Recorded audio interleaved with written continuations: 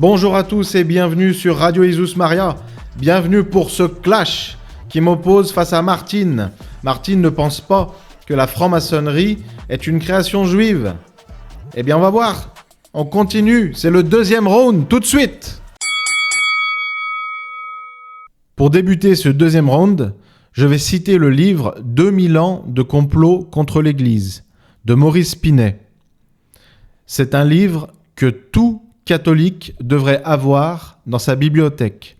Maurice Pinet est un pseudonyme d'un collectif d'auteurs dont la principale cheville ouvrière était le père jésuite Joaquín Sáenz y Arriaga.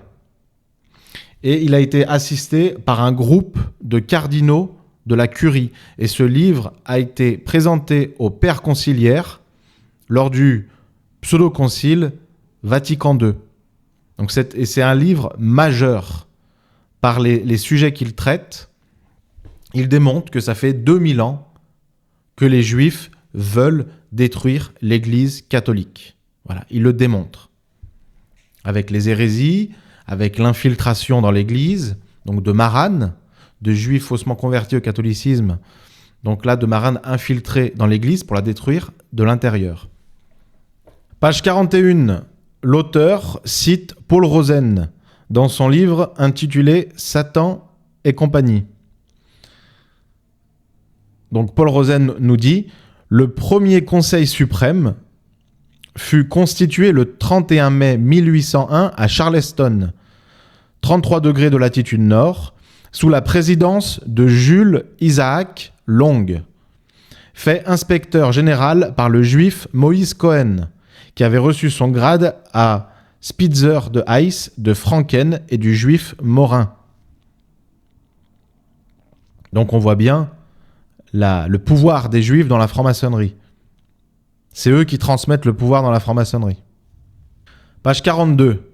L'auteur nous dit « Les rites et les symboles de la maçonnerie et des autres sociétés secrètes rappellent constamment la Kabbale et le judaïsme, à savoir la reconstruction du temple de Salomon, l'étoile de David, les noms des différents grades, comme par exemple celui de chevalier Kadosh, et Kadosh signifie en hébreu « saint », de prince de Jérusalem, de prince du Liban, de chevalier du serpent d'airain, etc.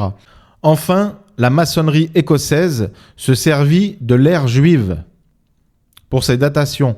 Par exemple, un livre du maçon américain Pike, écrit en 1881, est daté de l'année du monde 5641. Donc les francs-maçons ont le même calendrier que les juifs. Ils ne tiennent pas compte de l'incarnation de notre Seigneur Jésus-Christ il y a 2000 ans. L'auteur continue et nous dit « Actuellement, cette chronologie n'est plus conservée que dans les hauts grades, et les maçons se contentent d'ajouter 4000 ans à l'ère chrétienne et non pas 3760 comme les juifs. » Voilà, on prend 4000, on arrondit, voilà. Ensuite, le savant rabbin Benamozeg écrit ce qui suit, je cite, « Ceux qui voudraient entreprendre la tâche d'examiner attentivement les questions des rapports entre le judaïsme et la franc-maçonnerie philosophique, la théosophie et les mystères en général perdraient un peu de leur superbe dédain pour la Kabbale. Ils cesseraient de sourire avec condescendance à l'idée que la théologie kabbalistique puisse avoir un rôle à remplir dans l'évolution religieuse de l'avenir. » Ensuite, Gougenot des Mousseaux indique que cette élite de l'ordre, ces chefs effectifs que bien peu d'initiés connaissent, opèrent sous la secrète et profitable dépendance de kabbalistes israélites, et que les véritables chefs de la maçonnerie sont les amis, les auxiliaires, les vassaux du juif,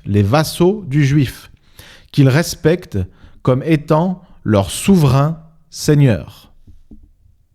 En toute logique, on ne peut qu'accepter la conclusion de Léon de Poncin dans les forces secrètes de la Révolution, qui nous dit « L'universalité de la franc-maçonnerie, sa durée, l'invariabilité de ses fins, qui s'explique parfaitement s'il s'agit d'une création juive destinée à servir les intérêts juifs, serait absolument incompréhensible si son origine était chrétienne.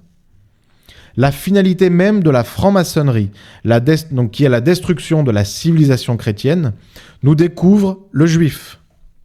Parce que seul le juif peut en être le bénéficiaire. Et qu'uniquement le juif est animé d'une haine suffisamment violente contre le christianisme pour créer une semblable organisation. La franc-maçonnerie, poursuit Léon de Poncin, est une société secrète. Celle-ci est dirigée par une minorité internationale, supranationale.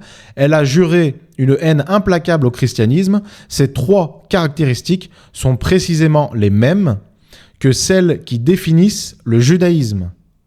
Et elles constituent la démonstration que les juifs sont l'élément directeur des loges. Donc que ce sont les juifs qui dirigent les loges maçonniques, qui dirigent la franc-maçonnerie. Ensuite, donc, l'auteur cite Monseigneur Léon Merin, donc dans son ouvrage Philosophie de la maçonnerie, et il nous dit « La première chose qui surprend le nouvel adepte dans une loge est le caractère juif de tout ce qu'il y rencontre.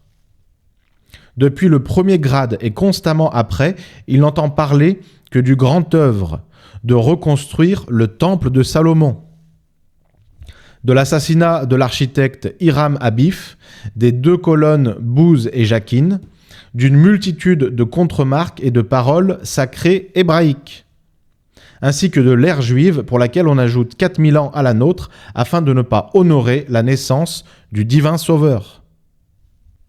Et page 48, l'auteur nous dit « L'illustre archevêque, évêque de Port-Louis, parlant de l'origine juive des doctrines maçonniques, dit ceci : les dogmes de la maçonnerie sont ceux de la Kabbale juive,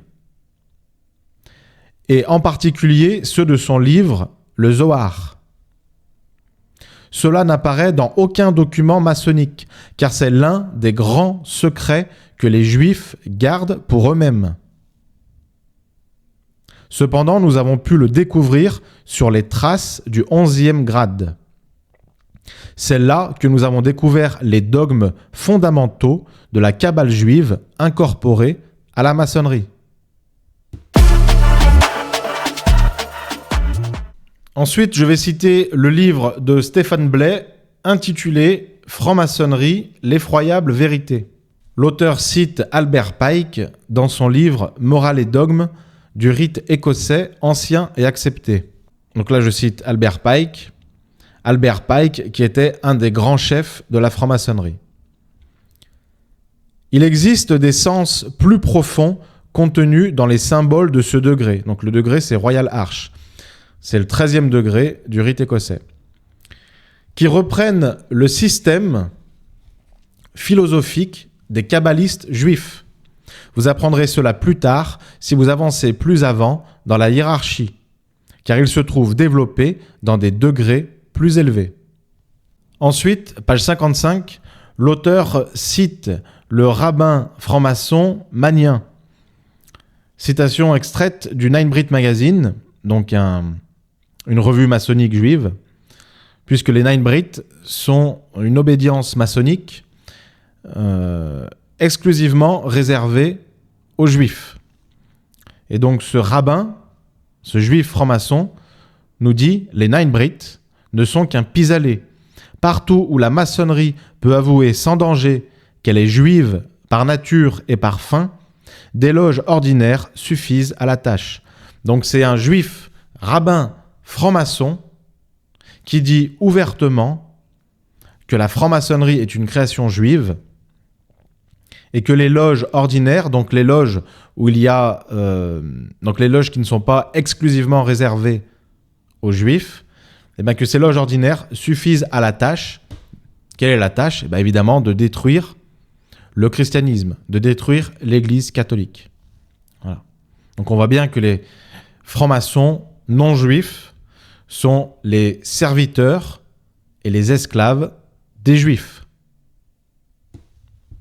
Et j'ai sélectionné 2 autres citations dans le livre de Stéphane Blais. La première est du rabbin Mérite, extraite du Nine Brit Magazine, et ce rabbin nous dit « La maçonnerie est née d'Israël ».